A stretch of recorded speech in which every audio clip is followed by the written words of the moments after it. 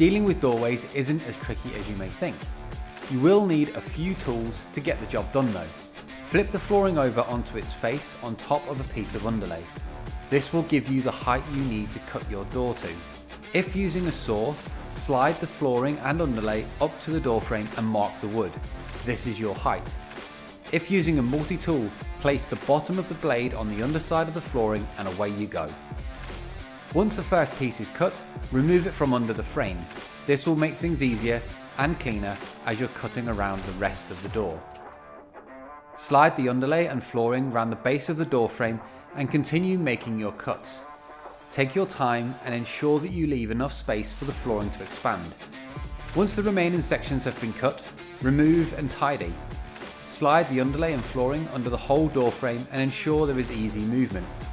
Flip the board over, slide back under the door frame, and if you're happy, you're ready to fit the full board.